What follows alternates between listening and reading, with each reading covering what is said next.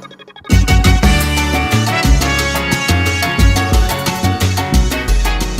in 2006, the Internet Engineering Task Force started thinking about internationalized email. And at the time, I didn't see what the big deal was. I mean, I speak English, my family speaks English, Internet mail speaks English. Why bother? But then after a while, I realized, imagine a different Internet. One where the Internet was invented in a world where people wrote stuff in, say, Greek, and all email was in Greek. Now, back in the 1990s, we came up with something called MIME that makes it possible to do the subject lines in whatever language you want and the contents of the message in whatever language you want. But your email address still would have to be in Greek, you know. And if I'm talking to a family member or talking, you know, my sister, I say, like, how do you spell your name in Greek? Well, an M, that. And after a while, it's clear we can make this work for nerds, but without making the whole message, the whole email address in your native language, the Internet really it's not going to work for people who aren't technical, you know. And the IETF has spent now over a decade working on internationalized email. We've tried different approaches, and we've come up with one that we think works pretty well. And that's EAI. That's what I'm helping ICANN bring to the world through the UASG. And EAI is not a bunch of big changes to Internet email, but what's really important is that it has to be consistent changes. I mean, at the IETF, we really worry about what we call interoperability, which means everybody has to implement the same thing the same way. I mean, for example, in familiar domain names, there's dots in the middle. There's not slashes or something else. And maybe slashes or something else would have been better, but we decided on dots.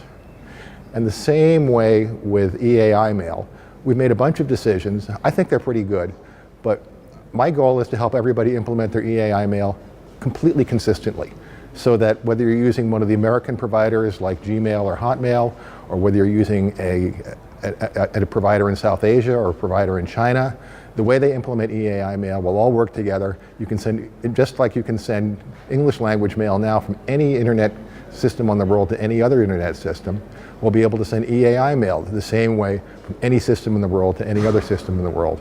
I mean, the work is a little bit subtle, and it's been frustrating, and it's been hard, but it's definitely worth it, because as we bring the internet to the next billion people, I want those billion people to be able to write their own names in their own languages, and that's what EAI is about. The Universal Acceptance Steering Group helps with the business case for email address internationalization. You might think you don't need internationalization of your email addresses because you think your email address is working fine, but what you're missing potentially is an addressable market for you. And by making that business case, the Universal Acceptance Steering Group improves the internet for everybody. Universal Acceptance Steering Group is a group of experts from ICANN and non-ICANN community, where a concept of treating domain name equally is being promoted. This is a very interesting concept and very important concept. Let me get back to the history.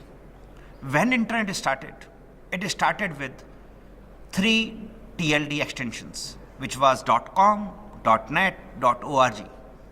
But the internet changed it. Internet changed in 2010 when CCTLDs came into picture. Those who do not know CCTLDs, which means country code top level domain, where all the countries in the world were given their own extension TLDs, like India has .in and US has .us. Not only that, the internet changed later when the TLDs were started for long characters, which mean .accountant, .info, .tech, and like that many more. What happened because of that? Because of this, internet broke. Because all the code, which was there for almost 15-20 years, before 2010, it was assumed that there can be only 3 characters after the dot, which was the TLD. And then we had 2 characters, and then we had more than 2 characters, which could go up to 63 characters. And this is where it was required to change the softwares, change the applications. Otherwise, if you send an email or you browse to the internet, you are not able to reach to the site at a destination where it is required. Now the further complication. The IDNs, internationalized domain names. which means now a user can have a domain name in his own script, which means a TLD and a script of the country's specific language, where in India it is .bharat, in UAE it is .emirat, in China it is .china, and the Thai it is .thai, in their own script, which means now the domain names are in different languages. This further broke the system where the entire application and the software and websites were designed assuming that you are going to get input on ASCII characters, because the internet was designed that way first. And now we have a domain name in their own script, and scripts other than the ASCII, which contains UTF-8 characters.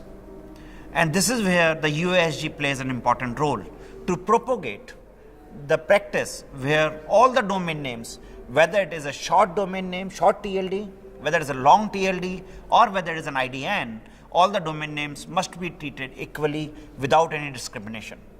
We have a far way to go, and we are proceeding further.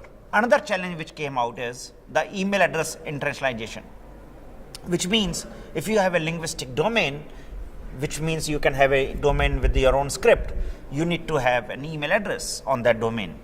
And this created another challenge where the systems were not ready to have an email address or a mailbox in that domain.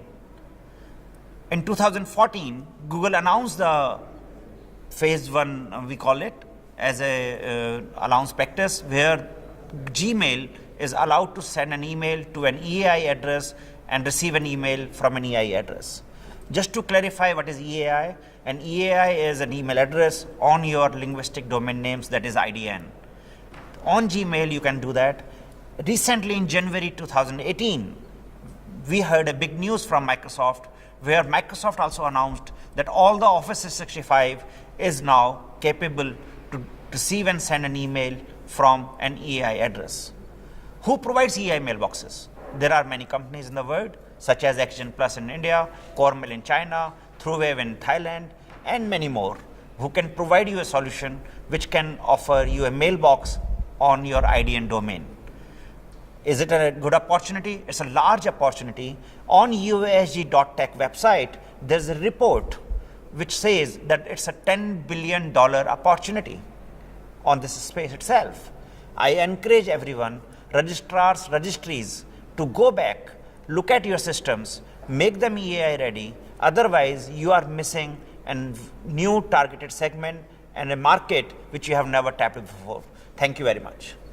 I am thrilled to be here in Puerto Rico today with the UASG, and I'm thrilled to announce support for email address internationalization in Outlook.com and Office 365 Exchange Online. Our support for email address internationalization means that people can have mailbox names that are meaningful to them, that they can send email to and receive email from other people who use their own language and their own writing scripts. Support for email address internationalization brings us one step further along the Microsoft mission to empower every person and every organization on the planet to achieve more. That's why I'm excited about UASG and ICANN 61 here in Puerto Rico.